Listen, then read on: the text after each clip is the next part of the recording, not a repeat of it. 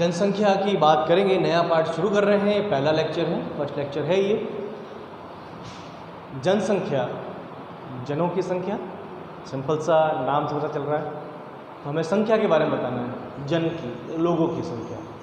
अब इसमें एक सिंपल सी चीज़ पहले मैं बता देता हूँ, ये पार्ट नंबर 38 है आरबीएससी के बुक का, जो आरबीएससी की बुक है उसका पार्ट 38 है। ये 10th यूनिट है।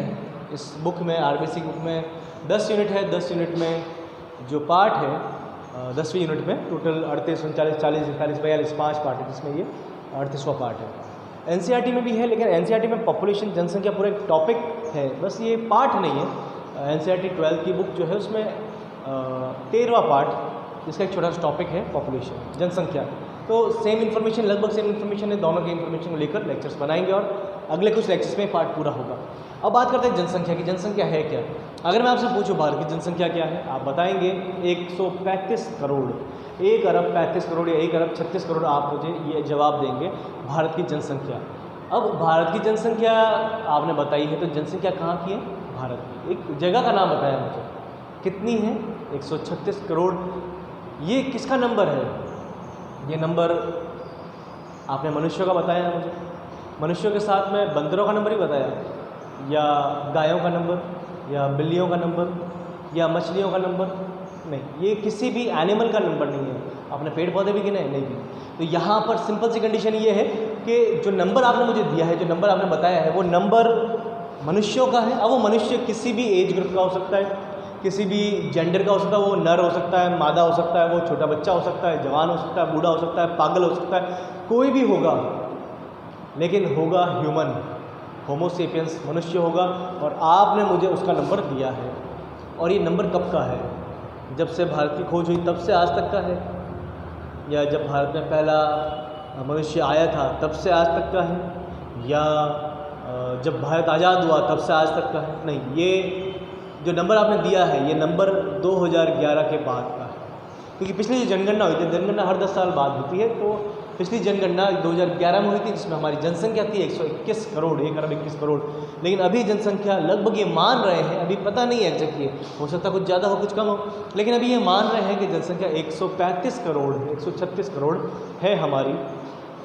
तो जनसंख्या की अगर डेफिनेशन, इसकी परिभाषा की बात करें,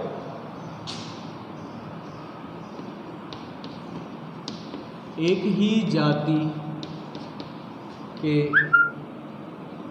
जीव या सदस्य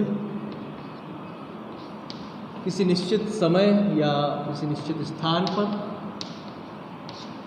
निश्चित समय में, सिंपल सा यही कह सकते हैं, किसी निश्चित स्थान पर निश्चित समय में एक ही जाति के जीवों की संख्या को जनसंख्या कहते हैं। फिर से सुने, किसी निश्चित स्थान पर निश्चित समय में एक ही जाति के जीवों की संख्या को जनसंख्या कहते हैं।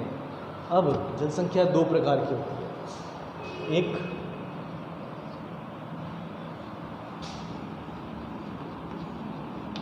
मोनोजातीय या इसको एकल जातीय,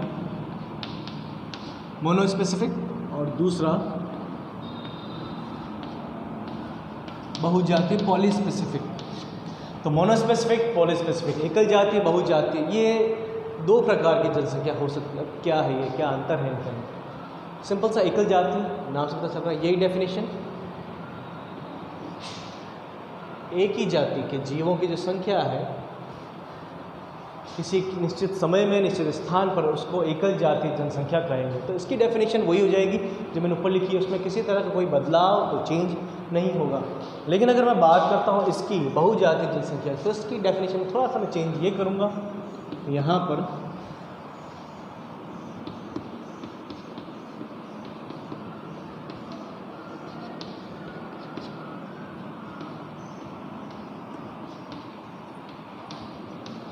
एक से अधिक जाति के जीव, बाकी वही रहेगा, निश्चित समय में निश्चित स्थान पर।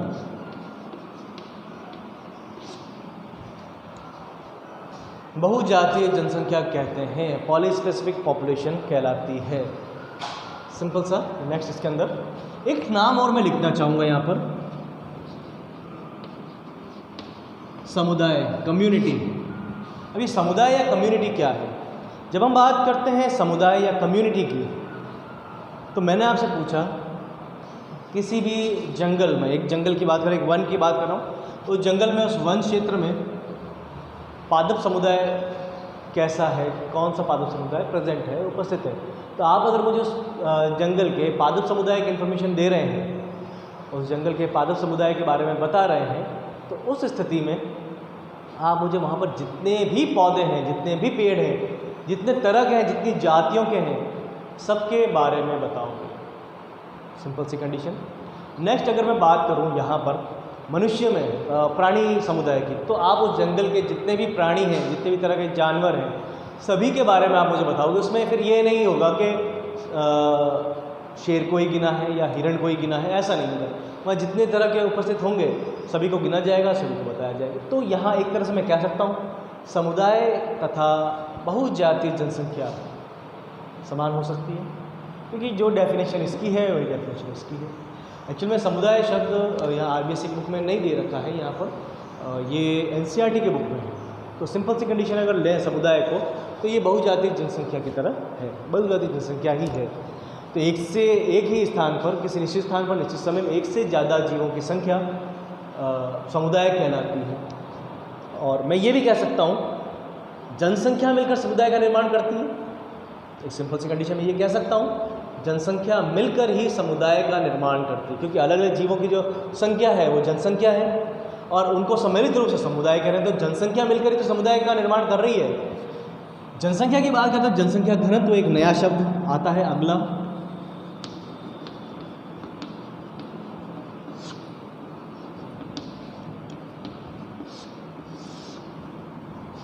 जनसंख्या घनत्व में दो नाम आएंगे, एक आएगा क्रूड घनत्व,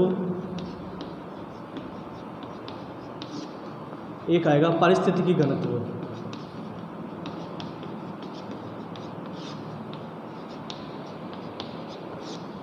अब ये क्रूड घनत्व और पारिस्थितिक घनत्व क्या है, दो एग्जांपल दूंगा। एक ही एग्जांपल है, उसको उससे दोनों समझेंगे। सिंपल सी कंडीशन है, मैंने कहा किसी एरिया के अंदर एक स्क्वायर माइल एरिया है, एक स्क्वायर मील का जो एरिया है, उस एरिया के अंदर मैंने कहा 500 खरगोश हैं। एक स्क्वायर माइल एरिया में, एक स्क्वायर मील एरिया में 500 खरगोश हैं। तो उसकी क्रूड डेंसिटी, क्रूड घनत्व 500 खरगोश पर स्क्वायर माइल एरिया हो जाएगा। यानी जैसा मैंने देखा बिल्कुल वैसा। मैंने वहाँ पर अगर 2000 खरगोश देखे हो तो मैं कह देता 2000 खरगोश जो है प्रति मील एरिया में है। तो जो देखा है बिल्कुल वैसा हो जाएगा। अब मैं 500 की बात करूँगा, 500 से लेकर चलेंगे। मैंने पहले ये कंडीशन दी, अगर किसी एरिया के अंदर एक स्क्वायर माइल एरिया है, वहाँ मैंने 500 खरगोश देखे, तो मैंने ये कहा 500 खरगोश प्रति स्क्वायर माइल एरिया। ठीक है, इसकी क्रूड डेंसिटी, क्रूड घनत्व हो गया। लेकिन अगर मैं ये देख रहा हूँ, अगर वहाँ पर मैंने देखा किसी एरिया में, एक स्क्वायर माइल एरिया में 500 खरगोश हैं, लेकिन वो खरगोश आधे स्क्वायर माइल एरिया में रह सकते हैं, और एक स्क्वायर माइल एरिया के अंदर 1000 खरगोश आ सकते हैं, जबकि है नहीं वहाँ पर, तो उसकी पारिस्थितिकी घनत्व 1000 खरगोश प्रति स्क्वायर माइल एरिया हो जाएगा। ये दोनों में थोड़ा सा डिफरेंस है। तो इस तरह से जनसंख्या का नॉर्मल एक इंट्रोडक्शन पड़ा है। नेक्स्ट लेक्चर में जो टॉपिक लेंगे जनसंख्या गणना की विधियाँ, वो थोड़ा सा बड़ा टॉपिक है, तो उसको नेक्स्ट लेक्चर में स्टार्ट करेंगे और पूरा एक साथ एक ही लेक्चर में उसको कंप्लीट करेंगे।